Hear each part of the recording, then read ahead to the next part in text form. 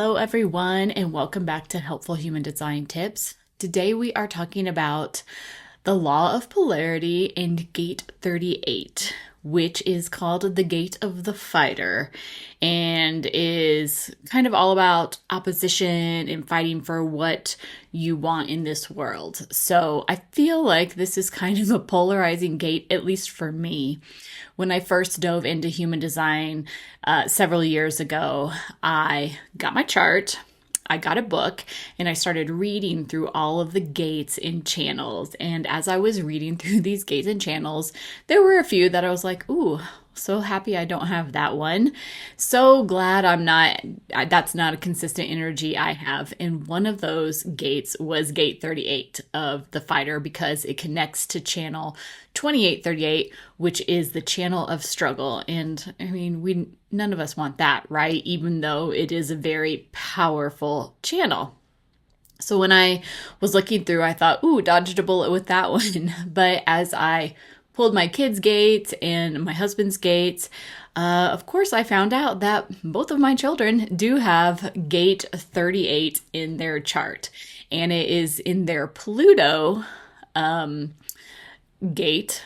And I'll talk about that in a second. But before that, I want to talk about the gate itself, this gate of the fighter. It's a very interesting gate, and it's a very powerful gate, and I see it play out a lot in my household, right? It's a stubborn gate. It is one of those gates that is all about discernment. It's about looking at something and picking your battles, like, oh, is this something that feels just? Is this something that feels fair?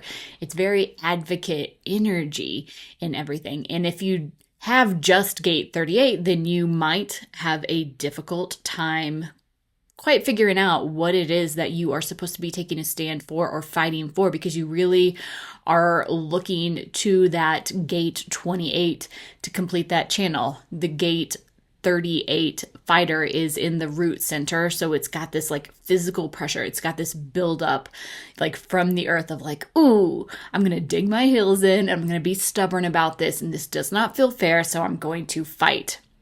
And if you don't have the completed channel, then you don't have that connection to your splenic center, and you might not always be fighting at the right time. I don't want to say you're not great at picking your battles, but perhaps sometimes you choose to pick fights that are maybe not the best outcome that you want, because this is a projected channel as well. So you really have to be invited to like take this stand, take this advocacy. Okay, so both of my kids have this gate defined in their chart. One of my kids has the full channel of struggle, the 2838, and the other one has just the 38 defined. But the 38 is defined in not just their Pluto conscious and unconscious gate, but it's also, I believe, their unconscious Mars gate.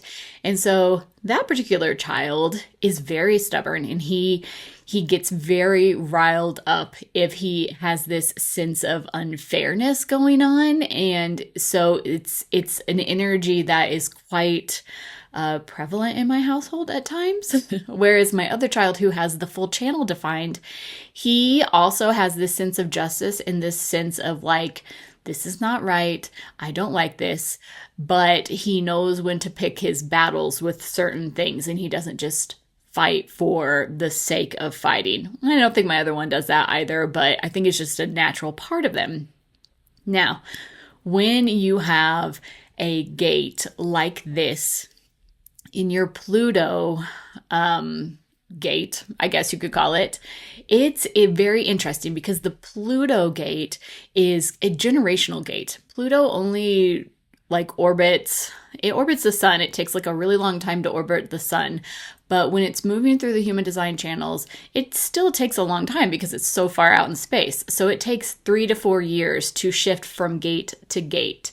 And I think it's really interesting because one of my kids has just this gate defined in his conscious side. And so he's aware of when he is like, he's aware of when he is taking this stand of something. It's very conscious to him. He's like moving it through his system, and he's like, this doesn't sound right to me. This does not feel right to me mentally. He's aware of it. Whereas my other one has this gate defined in both his conscious and unconscious. And that's just how Pluto works. Sometimes we straddle these gates. And so he's kind of aware sometimes, but he's also not completely aware of when he is fighting. And I think it's very interesting because both of them they're kind of big advocates for themselves and each other. And it gives me a really nice sense of like relief that this generation in general, Pluto went into this gate 38 in January or like mid-January 2013. And so it's lasting 3 to 4 years. So if you have a child that was born in mid-January 2013, and then like look at 3 or 4 years after, and you will see that they have this in their Pluto gate. And it's going to be very interesting to see, because this gate is all about taking a stand for other people and taking a stand for what they feel is right, and like kind of catalyzing us to move forward in the world and bring justice to it. And so I think it's very exciting to see. And I think it's going to be a really great thing for society and the collective to have this like group of kids who are kind of like, this isn't right. I don't like this. We're going to take a stand against it. It's very comforting to me in a way. And I have already seen this play out in both of my kids, where they are like, when they have been in school, they have stood up to bullies with their friends and with each other and for themselves. They're just like, no, this isn't right. I'm standing up for this. This does not feel right to me. They're still figuring out what is always right and when to take a stand, but they have that sense of justice. In fact, one of my kids, when they were in kindergarten, it was such an interesting thing. They had his whole kindergarten class had this division in the class. So like half the class went out onto the playground and did something that was kind of terrible, actually, and everything. And these kids went out, they made some mischief and everything, pulled a couple of kids into this mischief, and they got busted for it. And so my kid and like 5 other kids didn't have any part of it at all. They were just like, no, that's not right. We're not doing that, or whatever. And so it was bad enough to where they had to have the principal and like, it was a private school. So it was the owner of the school came in and like gave the class a huge big lecture and was like, your whole class is going to get punished for what you guys did, because it was ridiculous. And my then 5-year-old stood up and was like, that's not right. Not all of us were involved in that. And so I don't think that me and such and such should get punished because we didn't have anything to do with that. And it completely threw him off guard. And he was like, you know what? You're right. You group here that didn't do anything, you guys are not going to get punished. But the rest of the class is going to have to do whatever they had to do, whatever you have to do in kindergarten. But it was so shocking, because both of my kids are very confident kids. They're very confident and they're very sure of who they are and everything. But to still stand up to an authority figure at that age has always been like this very surprising moment for me. But I think that is because of this gate 38 and this like very innate sense of fairness. And like, you're not going to do that to me because I didn't do it. So forget about it. So I think that Gate 38, if you have this in your chart and you have it as a hanging gate, meaning you don't have the full channel of struggle, this is a really good way to tie this back to the universal laws. This is a really good chance for you to be a little bit more discerning, which is what the law of polarity is all about. It's like kind of looking at a situation and like feeling it through and being like, is this right for me? Is this the good time to take a stand? Is this something that is going to take me to the place I want?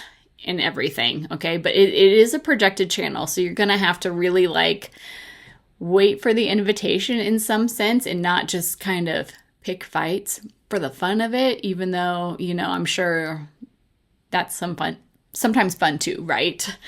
If you live with someone with this gate defined in their chart, then try to become aware. This is something that I've had to really work on, is to take a check in myself and become aware, like, is this something that I really need to fight about, or am I being amplified by my kids and this is not really that big of a deal? And it's really easy for me to like dig down and be super stubborn about something, even though in the grand scheme of things, it doesn't matter. And it's because both of them are taking a stubborn stand against that thing. So it's a really interesting gate to play with. It's a very powerful gate. And I think it's a gate that kind of gets a lot of shade because people are like, ooh, I don't want to be the gate of the fighter, or ooh, I don't want the channel of struggle. But it's actually such a very powerful, amazing gate for massive, massive change. And I think that if you have this channel and you're like, ooh, I don't want it because it means I'm going to have struggle in my life, don't think of it like that. Think of it as like, look at me. I am an amazing advocate. I know when to take a stand. I know when to fight, and I can make major change. And I think that's such a gift, right? So anyways, the law of polarity and the gate 38 of opposition, of the purposeful fighter, it's kind of amazing. And I'm really having an interesting time like watching it play out around me and feeling that energy on a consistent basis, because it's kind of really it's really empowering when you're taking a stand for something you believe in. If you've ever done that, it feels really good, and it feels right. Right? So anyways, that is your helpful human design tip for today. And I hope that everyone has a great day. I'll catch you later. Bye.